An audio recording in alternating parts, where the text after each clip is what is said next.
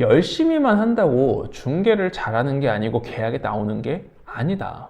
결국 가장 중요한 건 안녕하세요. 제이로드입니다. 오늘은 초보 공인중개사의 착각 두 번째 시간입니다. 여러분은 열심히만 하면 언젠가는 결실을 맺는다라고 생각을 하시나요? 아니면 열심히만 한다고 무언가를 이룰 수 있는 것은 아니다 라고 생각을 하시나요? 저는 개인적으로 후자를 선택합니다. 열심히만 한다고 무언가를 얻는 건 아니죠.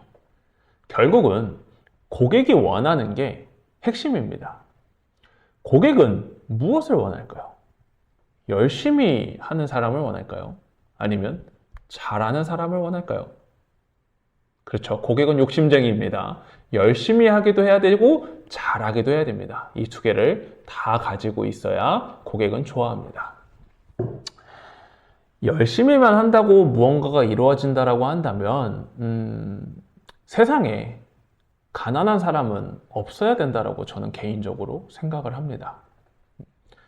제가 알고 있는 지인이 있어요. 20대 초반에 만났는데 그 지인은 정말 열심히 사는 친구였어요. 지금 가정도 꾸렸고 자녀가 2명이나 있는 이쁜 딸과 아들이 있는 좋은 가정을 꾸리고 사는 친구인데요. 재정적으로 조금 안 좋은 것 같아요. 최근에 저한테 연락이 와서 집을 구해달라고 하더라고요.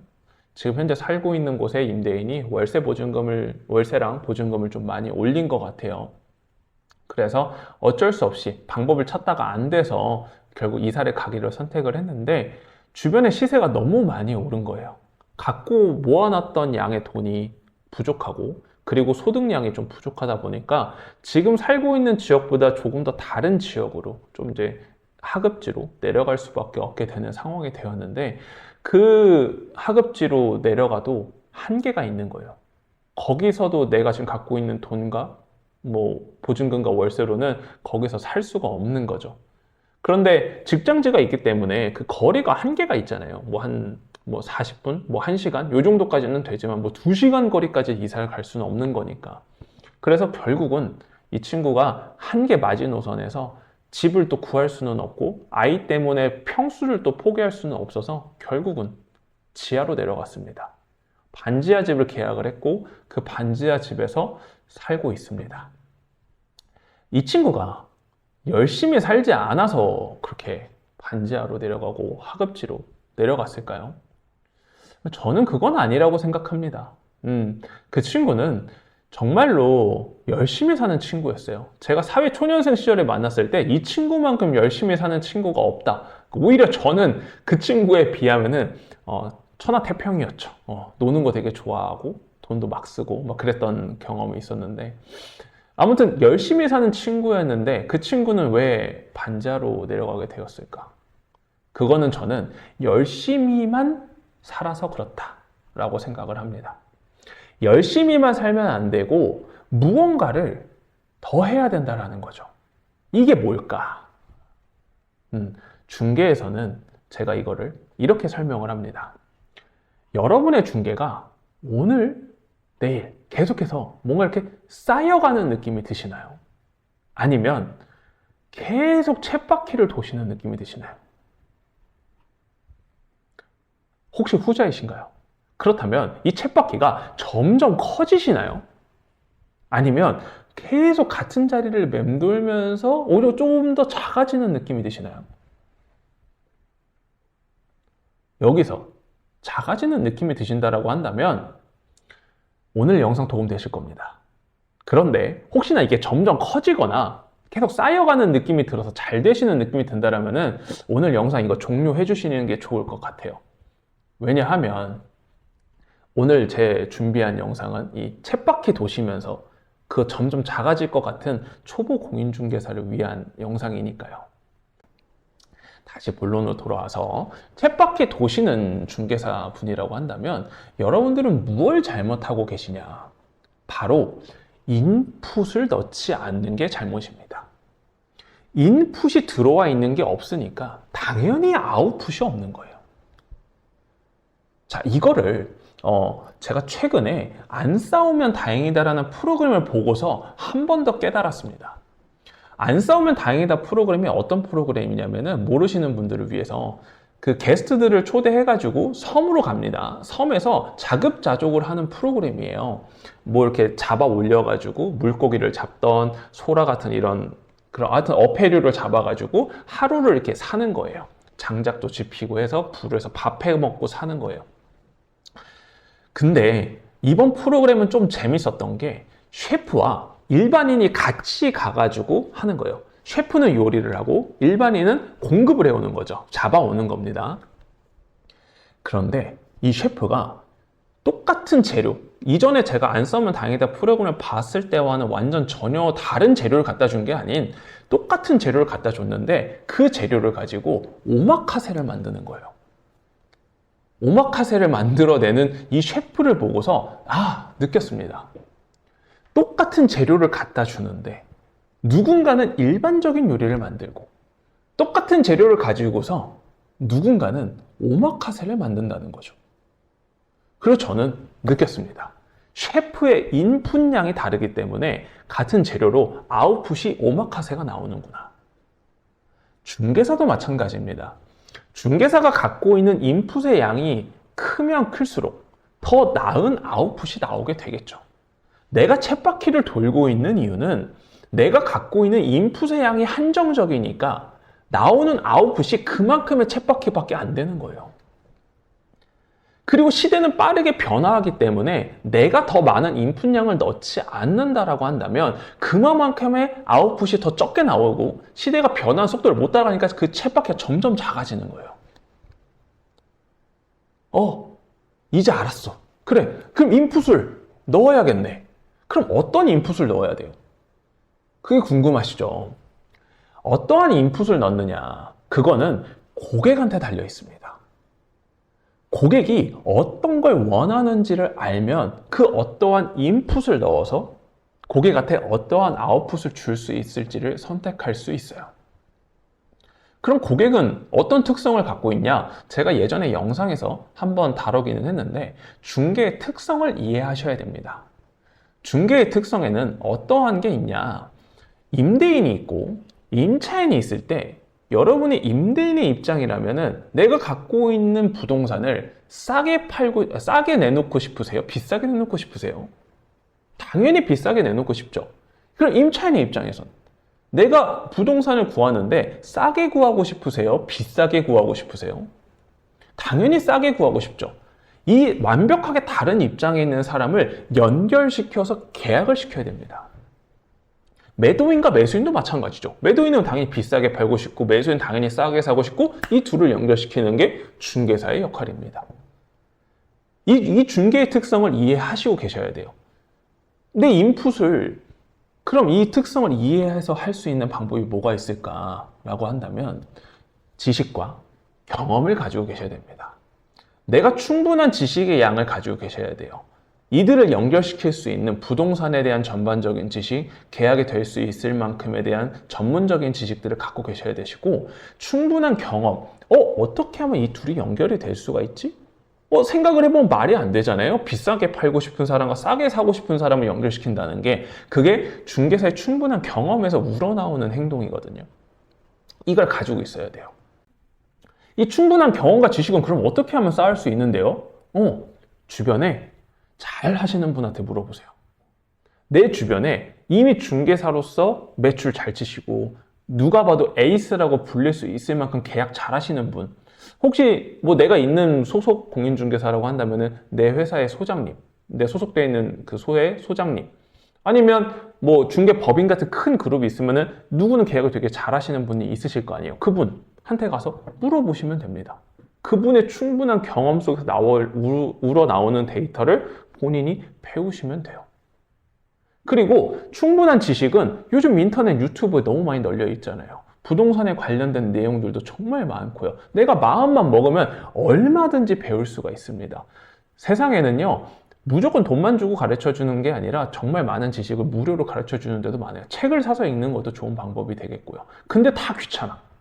내 주변에는 이렇게 가르쳐 주는 선배들도 없고 내가 이렇게 배우려고 하는 의지도 좀 부족해. 그러니까 지금 이 영상 보고 계시는 분들도 있을 거를 같아서 제가 이 인풋을 어떻게 하면 쉽게 얻을 수 있는지에 대해서는 가르쳐 드려야죠. 그쵸? 오늘 제가 가르쳐 줄 꿀팁. 네. 이 인풋을 쉽게 얻을 수 있는 방법. 그건 뭐냐? 바로 6대 3대 1의 법칙을 따르시는 겁니다. 6대 3대 1의 법칙을 따르시면은 조금 더 빠르게 여러분들의 인풋을 극대화시킬 수 있을 거예요. 자, 6대 3대 1의 법칙이 무엇이냐라고 하면은 내가 지금까지 해왔던 일을 6에다가 배정을 합니다. 6에다 배정을 하고, 그리고 내가 이 6보다 조금 더 낫다라고 생각하는 일을 여기다가 3에다가 배정을 해요. 그러면 6에 배정됐던 일보다 새롭게 무언가가 3에 배정이 되어 있기 때문에 더 많은 결과를 만들어내게 됩니다. 그런데 전혀 다른 게 아니기 때문에 조금만 업그레이드 하면 돼요. 예를 들어 내가 주거 전월세를 하고 있는 사람이에요. 아파트가 아니라 빌라 전월세로 예를 들겠습니다. 빌라 전월세를 내가 하고 있는 사람이라고 한다면 이 빌라 전월세에서 조금 더 업그레이드 있는 빌라 매매를 해보는 거죠. 아니면은 이 빌라를 내가 전속을 받아서 건물 관리를 한번 해보는 거예요. 그럼 내 소득이 훨씬 늘어나게 되겠죠. 그쵸? 여기서 끝나는 게 아니라 1을 더해야 됩니다. 이 1이 굉장히 중요해요. 이 1이 뭐냐면 내가 6과 3에서 하는 일과 전혀 다른, 아예 해본 적 없는 새로운 무언가 하나를 하시는 겁니다. 그러면 여러분들의 인풋은 극대화가 됩니다. 실제 사례를 한번 들어볼게요. 저도 빌라 주거 전월세로 중개를 처음 시작을 했는데요.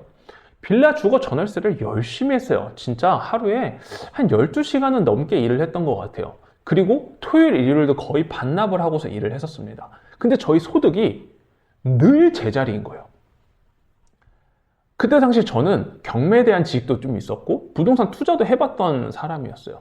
그렇기 때문에 전 나름대로 지식량이 충분하다고 생각을 했었는데 계속 제자리인 거예요. 안 올라가. 쳇바퀴 계속 도는 거야. 그래서 이거 어떻게 하면 되지? 나 이대로 가다 보면은 나 중개 이 소득 벌려고 한 거 아닌데 어떡하지? 라는 생각을 했었어요. 그래서 제가 했던 게 바로 6대 3대 1의 법칙이었던 거예요. 빌라 주거 전월세를 내가 하던 거를 그대로 6에다가 배치를 했어요. 그리고 6에다 배치된 그 일을 열심히 했죠. 근데 이것만 한 게 아니라 빌라 주거 전월세에서 그럼 빌라를 팔아볼까? 매도를 한번 해보자. 그리고 내가 그동안 거래를 해왔던 임대인한테 같은 건물에 다른 호수 물건 나온 걸 전속을 한번 받아보자. 해가지고 전속을 받기 시작을 했어요. 달라고 얘기를 했죠. 사장님, 제가 이거 다른 거 호수 빼볼 테니까 저한테 전속으로 주세요. 이런 거 해봤죠. 그리고 두 번째로 제가 전세 손님 있잖아요. 예를 들면 전세 1억 5천을 보던 손님이었는데 지금 매매 가격이 1억 6천인 거예요. 그러면은 1억 5천에 들어가실 바엔 1억 6천 주고 능력 있으시면 사시는 것도 나쁘지 않지 않으세요? 이렇게 해가지고 팔기 시작했던 거죠. 오피스텔 같은 경우는 그렇게 좀 했었습니다. 근데 이렇게 팔기 시작하다 보니까 팔리는 거예요. 뭐지? 이게 되네? 그렇게 하면서 6을 빼고 3을 하면서 내 소득의 갑자기 양이 2배로 늘어났습니다. 같은 시간에 분명히 일을 했는데 제 소득이 원래 1이었으면 2로 늘어난 거예요. 너무 감사했죠. 그런데 거기서 끝나고 나니까 이것도 한계가 있는 거예요. 그리고 나서 제가 했던 게 바로 1입니다. 이거 말고 중개가 주거 중개만 있는 건 아니잖아. 상가도 한번 해보자. 그래서 상가 중개를 공부를 합니다. 상가 중개를 공부를 하면서 상권을 배우고 그 상권은 어떻게 형성이 되고 상가는 월세는 어떻게 형성되고 권리금은 어떻게 형성되고 그리고 그 물건들은 어떻게 거래가 되고 어떤 걸 조심해야 되고 인허가는 뭘 해야 되고 이런 걸 공부를 하기 시작한 거예요. 조금씩 퇴근하고서 1시간 정도, 퇴근하고서 30분 정도, 출근하기 전에 30분 정도 책을 읽던지 유튜브를 보던지 이렇게 공부를 한 거예요. 이렇게 공부를 해서 지금 현재 저는 물론 이 제이로드라는 회사의 대표이지만 제가 중점적으로 하고 있는 중개는 지금 주거 전월세가 아닙니다. 상가 중개가 오히려 제 주거 전월세 메인이고 이 매매를 준비했던 것이 저한테는 훨씬 메인이고 이 매매도 금액 단위가 훨씬 커졌어요. 1억, 2억짜리 그런 거래를 하는 게 아니라 10억, 뭐 그 이상의 짜리 금액을 거래를 하는 사람이 된 거예요.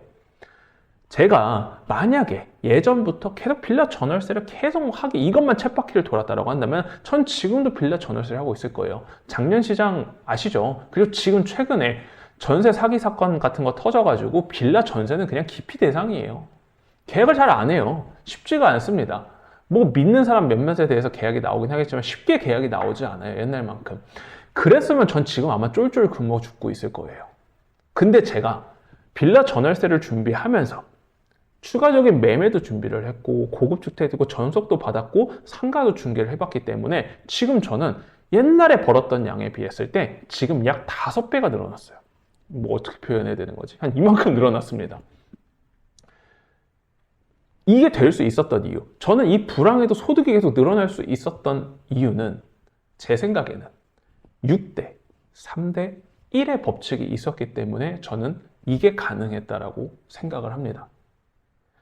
여러분도 인풋의 양이 부족하다고 생각을 하면은 바로 6대 3대 1의 법칙을 따르고 내 주변에 백도 없고 돈도 없어. 중개해봤던 사람 선배도 없고 우리 아버지 어머니는 중개하신 사람이 아니야. 내가 이 시장에 처음 뛰어든 거야. 그럼 당연히 6대 3대 1의 법칙을 따라야 된다고 저는 생각합니다.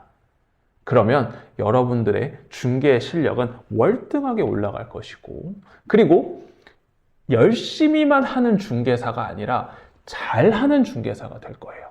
임대인과 임차인이 원하는 걸 연결시켜 줄 수 있는 충분한 경험과 충분한 지식은 이 6대 3대 1의 법칙을 따르시게 되면은 아주 쉽게, 아주 자연스럽게, 그것도 편하게 나한테 들어오시게 될 겁니다.